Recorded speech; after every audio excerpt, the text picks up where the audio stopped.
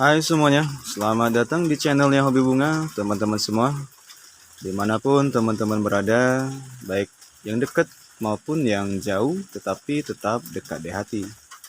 Jadi, berjumpa lagi kita di video ini, terutama bagi teman-teman yang selalu setia di sini ya, kayak Mbak Santi, Mbak Nita, Mbak Eka, Mbak Ika, Mak Nur, dan teman-teman lainnya yang nggak bisa Hobi Bunga sebutin satu persatu, tapi tetap Hobi Bunga sayangi. Sayang. Oke, jadi video kali ini adalah tips simple dalam merawat aglonema agar subur dan rimbun. Jadi ini tips ya, hanya tips singkat dan simple kayak gitu. Gak yang ribet-ribet nggak, karena merawat tanaman hias itu sebenarnya nggak ribet. Kita aja yang bikin ribet. Nah, langsung aja. Jadi tips pertama dalam merawat aglonema agar dia subur, rimbun, dan segar gitu ya. Yang pertama adalah kita harus kenal sama aglonema kita, bukan ID-nya ya, bukan ID-nya, karena saya aja kadang lupa ID aglonema. Jadi bukan ID-nya, yang kita kenali adalah ciri-ciri aglonema kita. Jadi kita harus tahu apakah aglonema kita itu sedang sakit, atau sedang subur-suburnya, atau kurang pupuk, atau kurang vitamin B1 gitu, atau yang lainnya gitu ya. Jadi kita harus tahu ciri-ciri aglonema kita sendiri. Biasanya, di sini lagi hujan ya. Kedengaran nggak suara guntur? Jadi kebetulan di sini lagi hujan, memang lagi adem-ademnya. Aglonema yang sehat itu, yang subur itu, daunnya itu mengkilap kayak gini. Gitu ya. Daunnya mengkilap dan warnanya pun cerah, terang kayak gini ya. Menor dia. Itu artinya dia lagi sehat-sehatnya. Kalau daunnya itu kurang mengkilap atau pucat, artinya aglonema tersebut kurang cahaya matahari pagi. Maka coba pindahkan ke tempat yang bisa terkena cahaya matahari pagi. Pagi aja tapi ya, siangnya enggak. Gitu. Atau bisa juga kadang kayak gini. Aglonema ini daunnya besar gitu ya. Kelihatannya subur, tetapi pinggirannya kadang menguning kayak gitu. Dan itu bukan hanya terjadi pada satu daun, beberapa daun. Itu artinya dia kurang pupuk. Karena kalau saya baca-baca, ya, saya baca ya, bukan saya teliti, karena saya bukan peneliti sains. Jadi kalau hobi bunga baca-baca dari artikel ilmiah kayak gitu, tanaman itu kalau daunnya menguning pinggirannya, dan itu bukan hanya terjadi pada satu daun, itu artinya ada kekurangan nitrogen. Kayak gitu. Nitrogen itu adanya di pupuk. Maka kita berikan dia pupuk. Gitu. Mungkin kita udah lama nggak kasih dia pupuk. Gitu ya. Atau bisa juga kalau dia daun mudanya itu mengecil terus kayak gitu. Itu artinya dia kurang vitamin B1. Itu artinya dia stres. Atau bisa juga karena media tanamnya udah lama nggak ganti. Kayak gitu ya.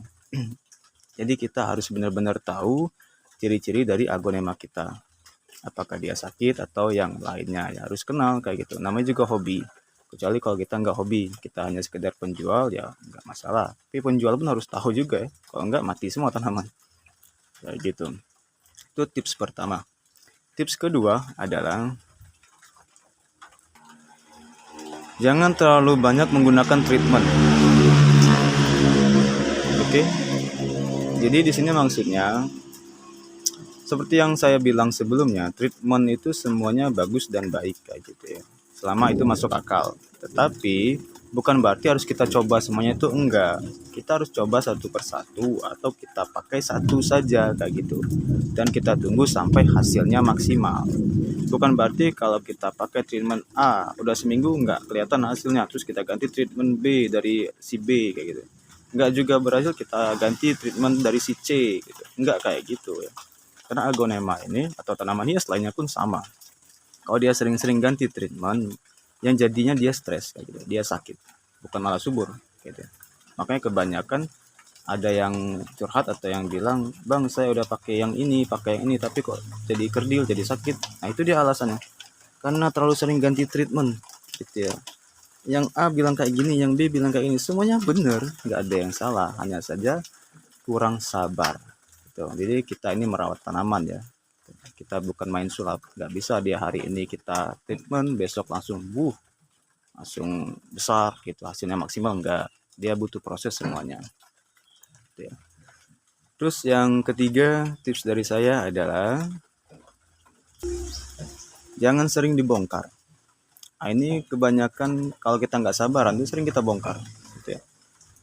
Udah 2 minggu nggak muncul daun barunya. Ah, ini ada yang sakit akarnya kayak gitu. Padahal belum tentu kayak gitu kan. Terus kita bongkar. 2 minggu kemudian masih belum puas, kita bongkar lagi. Enggak, semakin sering dibongkar tanaman akan semakin stres, sakit kayak gitu. Yang pertama nanti daun mudanya mengecil, lama-lama dia kerdil dan sakit dan bisa mati dan bisa yang lainnya juga. Oke. Jadi jangan terlalu sering dibongkar. Dibongkar itu kalau memang penting dan perlu. Kalau nggak penting dan nggak perlu, maka jangan dibongkar. Apalagi agonema. Agonema ini kan akarnya itu gimana ya? Akarnya itu lembut gitu ya. Nah, rentan. Kita tekan aja tanah bagian atasnya. Kalau kita pakai poros itu kalau nggak bener bisa patah akarnya. Oke. Jadi itu aja tips simpel dari hobi bunga. Semoga bisa membantu teman-teman semua dan bermanfaat. Dan jangan lupa komentar di bawah, curhat boleh, diskusi boleh, saling kenalan juga boleh ya. Saling kasih tahu daerahnya dari mana, lebih bagus lagi. Kalau saya ini dari Sumatera bagian selatan, bagi yang kenal boleh kita saling say hi di komentar. Tapi jangan sebut nama saya ya. Tetap rahasia kayak gitu ya. Oke teman-teman semua, terima kasih dan sampai ketemu di video selanjutnya. Wassalamualaikum warahmatullahi wabarakatuh. Bye bye.